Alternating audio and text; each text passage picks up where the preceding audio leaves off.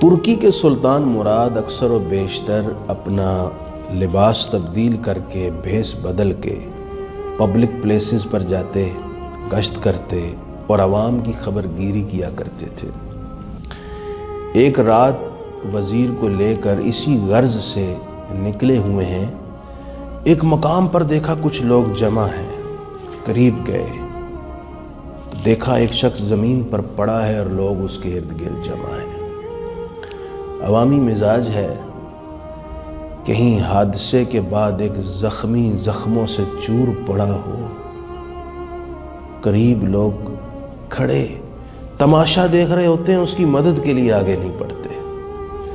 لاتوں اور گھونسوں کے وار سے کہیں لڑائی کا ماحول گرم ہے، انجوائے کر رہے ہیں، آگے بڑھ کر چھڑا کر صلح کی طرف آمادہ کرنے کے لیے تیار نہیں ہوتے۔ کاش کہ ہمارے مزاج بدل جائیں۔ سلطان مراد نے کہا کیا ہوا؟ بتایا گیا اس شخص کی موت ہو چکی ہے۔ سلطان مراد نے مزید حیرت سے کہا تو آپ لوگ اسے اٹھا کے اس کے گھر کیوں نہیں پہنچاتے؟ وہ لوگ کہنے لگے آپ کو نہیں معلوم یہ شخص کون ہے؟ کون ہے؟ کہا یہ شخص کردار کا اتنا داغدار اور سیاہ ہے کہ اس کو ہاتھ لگانے سے ہم ناپاک ہو جائیں گے۔ کہیں ہم نے اس کو چھو لیا تو ڈر ہے خدا ہم سے ناراض نہ ہو جائے۔ شب گزر جاتی تھی مگر اس کے گناہ کی تاریک رات ختم نہیں ہوتی تھی۔ میں بھی شیطان بھی اس کے گناہوں کی فہرست دیکھ کر شرم سے سر جھکا لیتا ہوگا۔ حضرت ہم تو اس کے موت کی دعائیں کیا کرتے تھے اور آپ کہہ رہے ہیں اسے اٹھا کر گھر پہنچا دیں۔ ہم اس شخص کے ساتھ خیر کا سلوک کرنے پر اللہ کی پناہ مانگتے ہیں۔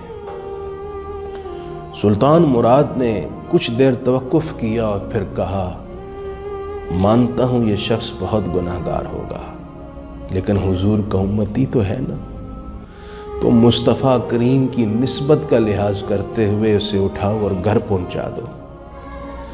بدل ناخواستہ لوگوں نے اٹھایا اور سلطان مراد اور ان کا وزیر بھی ساتھ چل دیا۔ گھر پہنچے، اس کی لاش رکھی، لوگ پلٹ گئے۔ بیوی نے اپنے شوہر کی لاش دیکھی تو پھوٹ پھوٹ کر رونے لگ پڑی۔ سلطان مراد بھی پلٹا تو کانوں میں آواز گونجی، وہ کہہ رہی ہے اے میرے شوہر، میں گواہی دیتی ہوں خدا کی قسم تو اللہ کا ولی ہے۔ سلطان مراد نے یہ سنا تو قدم رک گئے، پلٹ کر کے دیکھا، کہا خاتون آپ نے کیا کہا؟ کہا میں گواہی دیتی ہوں یہ شخص اللہ کا ولی ہے۔ سلطان مراد کو تجسس ہوا، آگے بڑھے اور پوچھا لوگوں کا نظریہ تو اس کے بارے میں کچھ اور ہے۔ وہ خاتون کہنے لگی اس شخص کی کہانی بڑی عجیب و غریب ہے۔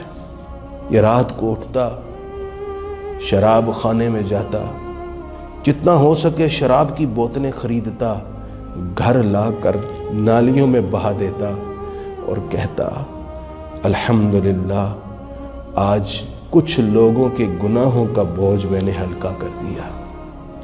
کبھی کبھی کسی فحاشہ کے ڈرائنگ روم میں جاتا، اسے اجرت دے کر کہتا آج کا وقت میرا ہے، تو اس طرح کر کسی کو قریب نہ آنے دینا۔ نماز اور نفل نہیں پڑھتی تو کم از کم بیٹھ کے تسبیح پڑھ لے، یہ بھی نہیں پڑھتی تو کسی کو قریب نہ آنے دینا، خود وہاں نفل پڑھتا رہتا۔ میں نے اس سے کہا کہ جس طرح تو کر رہا ہے لوگوں نے تجھے غسل نہیں دینا، جنازہ نہیں پڑھنا اور تجھے دفن تک نہیں کرنا۔ تو میرا شوہر مسکرا کر مجھے دیکھتا اور کہا کرتا تھا وہ دن آئے گا تو دیکھے گی کہ میرا جنازہ وقت کے بادشاہ، اولیاء اور وزیر بھی پڑھیں گے۔ مجھے اس کی بات پر بڑا تعجب ہوتا تھا۔ سلطان مراد نے یہ سنا تو آنکھوں سے آنسو ٹپک پڑے۔ اب وہ اپنی حقیقت کو چھپا نہ سکا، گرتے آنسوؤں کے ساتھ اس خاتون کی طرف دیکھ کر کہا کہ اے خاتون، خدا جانتا ہے تیرا شوہر سچ کہتا تھا۔ یہ دیکھ تیرے سامنے سلطان مراد ترکوں کا بادشاہ کھڑا ہے۔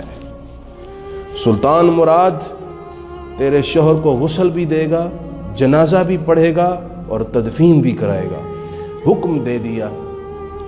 اور پوری سلطنت میں سے وزراء جمع ہو گئے، علماء، قراء، حفاظ اور تمام بندگان خاص اور عارفین وہاں جمع ہوئے، اور سب نے مل کر اس شخص کی نماز جنازہ پڑھی، اور سلطان مراد نے اپنے ہاتھوں سے اسے قبر میں اتارا۔ ہم بہت جلد باز ہیں کسی کے بارے میں بھی ظاہر دیکھ کر فیصلہ کرنے میں۔ اگر ہم ان کے دل کی حقیقت جان لیتے تو شاید ہماری زبانیں گونگی ہو جاتی۔ خدا را، شوہر بیویوں کے بارے میں اتنی جلدی نیگیٹو رائے قائم نہ کیا کریں۔